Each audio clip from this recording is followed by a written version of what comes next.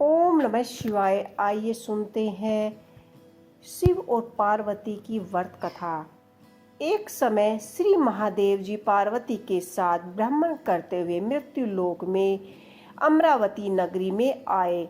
वहां के राजा ने शिव मंदिर बनवाया था, जो कि अत्यंत भव्य और रमणीय था। मन को शांति पहुंचाने वाला था। भ्रमण करते समय शिव पार्वती भी वहां ठहर गए। पार्वती जी ने कहा कि हे नाथ, जाओ आज इसी स्थान पर चौरस पासे खेले। खेल प्रारंभ हुआ। शिव जी कहने लगे कि मैं जीतूंगा।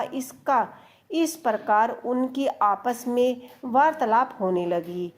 उस समय पुजारी जी पूजा कर रहे थे। पार्वती जी ने पूछा, पुजारी जी बताइए, जीत किसकी हुई? पुजारी जी बोले, इस खेल में महादेव के सामने कोई दूसरा पारंगत नहीं हो सकता। महादेव जी यही बाजी जीतेंगे। परंतु हुआ उल्टा, जीत पार्वती जी की हुई। अतः पार्वती जी ने पुजारी को कोढ़ी होने का श्राप दे दिया कि तूने मथनीय भ्रमण किया है। अब तो पुजारी कोढ़ी हो गया। शिवजी पार्वती जी दोनों वापस चले गए। कुछ समय पश्चात अप्सराएं पूजा करने आई। अप्सराओं ने पुजारी के उसके कोढ़ी होने का कारण पूछा। पुजारी ने सब बात बता दी।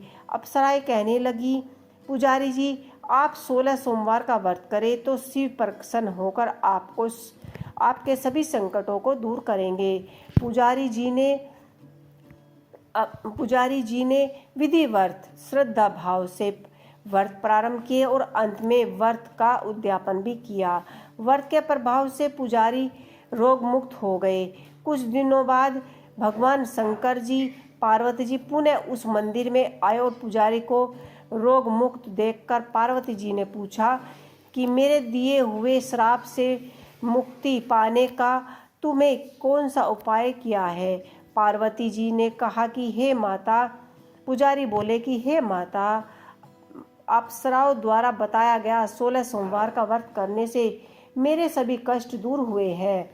पार्वती जी ने भी 16 सोमवार व्रत किए, जिससे उसने रूठे हुए कार्तिकेय जी को भी अपनी माता से प्रसन्न होकर आज्ञाकारी हुए। कार्तिकेय जी ने पूछा कि हे माता, क्या कारण है कि मेरे मन सदा आपके चरणों में लगा रहता है? पार्वती जी ने कार्तिकेय को 16 सोमवार व्रत का महात्म और विधि बताई। तब व्रत का महात्म तथा विधि बताई। कार्तिकेय जी ने भी इस व्रत को किया तो उनका बिछड़ा हुआ मित्र मिल गया। जब मित्र ने भी इस व्रत को अपने विवाह होने की इच्छा से किया, फलतः वह विदेश गया। वहां के राजा की कन्या का स्वयंवर था। राजा ने प्रण किया था कि हथनी जिस व्यक्ति के गले में माला डालेगी, उसी के साथ राजकुमारी का विवाह करूंगा। यह ब्राह्मण मित्र भी स्वयंवर देखने की इच्छा से वहां एक ओर जाकर बैठ गया। हथनी ने इसी ब्राह्मण मित्र की माला पहनाई तो राजा ने बड़ी धूमधाम से अपनी राजकुमारी का विवाह उसके साथ कर दिया। तत्पश्चात दोनों सुख पूर्वक रहने लगे। एक दिन राजकन्या ने पूछा कि हे नाथ, आपने कौन सा पुण्य किया जिसके हथनी ने आपको गले में वरमाला पहनाई? ब्राह्मणी पति ने कहा कि मैंने कार्तिकेय जी द्वारा बताया हुआ 16 सोमवार का व्रत पूर्ण विधि विधान सहित श्रद्धा भक्ति से किया, जिसके फल के कारण मुझसे तेरे जैसी सौभाग्यशाली पत्नी मिली। राजा के देवलोक होने पर इसी ब्राह्मण कुमार को राजगद्दी मिली। फिर भी वह इस व्रत को करते हैं। एक दिन अपनी पत्नी से पूजा सामग्री शिवालय ले चलने को कहा, परंतु उसने पूजा सामग्री अपनी दासियों द्वारा भिजवा दी। जब राजा ने पूजा समाप्त की और आकाशवाणी हुई कि हे राजा, तुम इस पत्नी को त्याग दो, नहीं तो राजपाट से हाथ धो बैठोगे। प्रभु की आज्ञा मानकर उसने अपनी पत्नी को महल से निकाल दिया। तब वह अपने भाग्य को कोसती हुई एक बुढ़िया के पास गई और अपना दुखड़ा सुनाया तथा बुढ़िया को बताया कि पूजा सामग्री राजा के कहे अनुसार शिवालय में नहीं ले गई और राजा ने मुझे निकाल दिया। बुढ़िया ने कहा कि तुझे मेरे काम करना पड़ेगा। उसने स्वीकार कर लिया। तब बुढ़िया ने सूत की गठरी उसके सिर पर रखी और बाजार भेज दिया। रास्ते में आधे आए तो सिर पर ही रखी गठरी उड़ गई। बुढ़िया ने हट कर उसे भगा दिया। अब रानी बुढ़िया के यहाँ से चलते चलते एक आश्रम आ पहुँचा।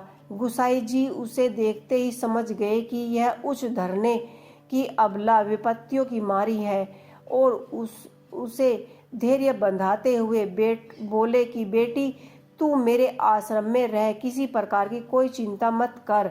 रानी आश्रम में रहने लगी, परंतु जिस वस्तु को वह हाथ लगाती वही वस्तु खराब हो जाती।